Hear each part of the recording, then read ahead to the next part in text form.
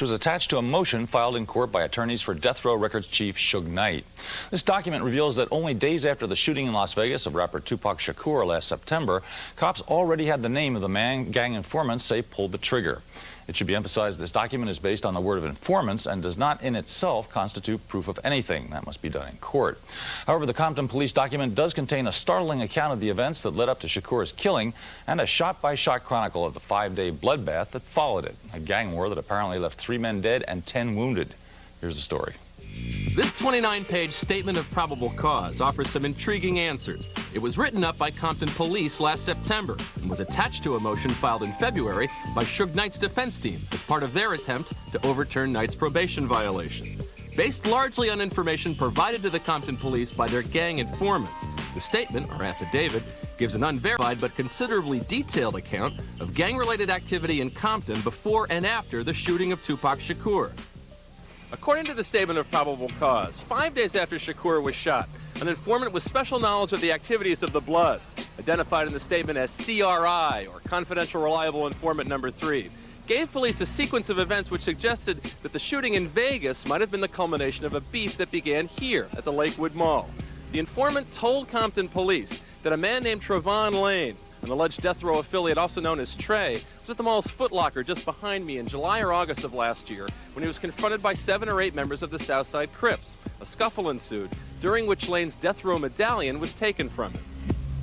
Fast forward to September 7th in Las Vegas, the night of the Tyson-Selden fight at the MGM Grand. According to the affidavit, CRI number 3 told the Compton cops that moments after the Trevon Lane was walking through the hotel as part of Death Row's entourage when he spotted a man later identified as Orlando Anderson, the same man, Lane thought, who'd taken his medallion at the Lakewood Mall 2 months ago.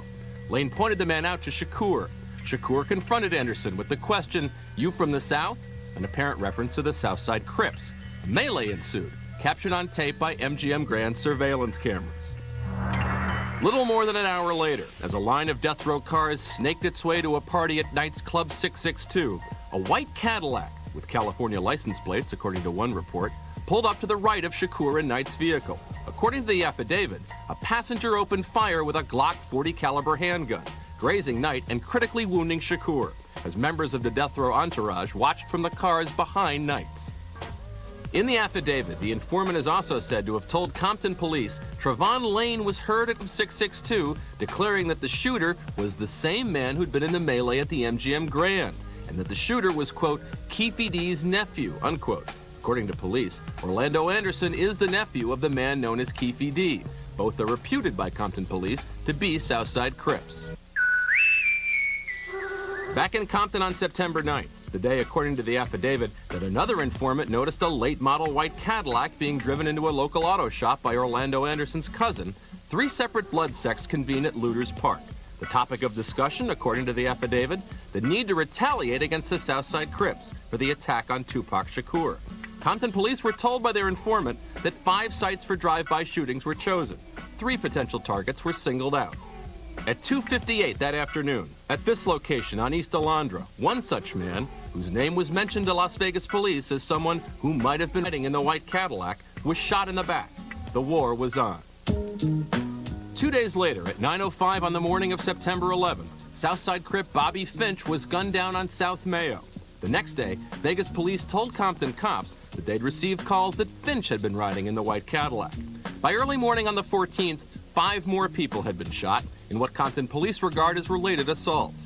Meanwhile, 3 Bloods were fired on and wounded in 2 separate shootings. On September 13th, the day Tupac Shakur died, 2 more Bloods were shot and killed by an assailant who fled on foot. As the gang war raged, police in Compton and Las Vegas continued to receive unsubstantiated tips that Tupac Shakur had been shot by Keefe D's nephew, or Baby Lane, aliases, as it turned out, for Orlando Anderson. On the 13th, the affidavit states, one reputed member of the Bloods identified the man who'd shot him in Compton 2 days earlier as Orlando Anderson. On the 20th, an eyewitness fingered Anderson as the trigger man in an April 1996 homicide. Around that same time, the affidavit states, an informant told one police officer that Anderson had been spotted with a .40 caliber Glock handgun, a potentially significant tip since it hadn't been yet revealed publicly that a .40 caliber Glock had been used in the attack on Shakur.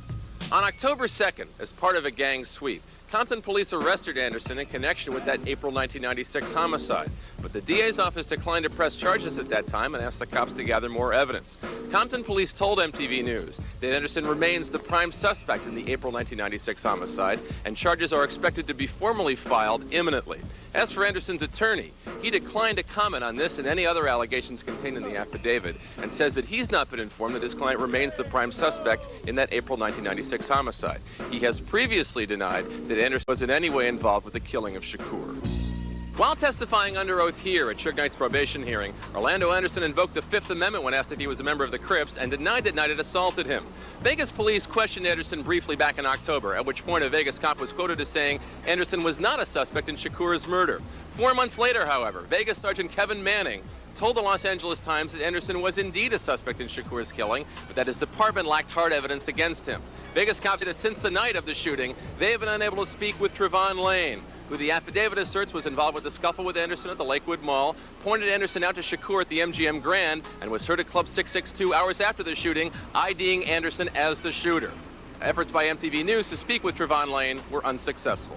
On Wednesday, Orlando Anderson gave an exclusive interview to CNN in which he said he did not kill Tupac Shakur. In related news, the Los Angeles Times reported this week.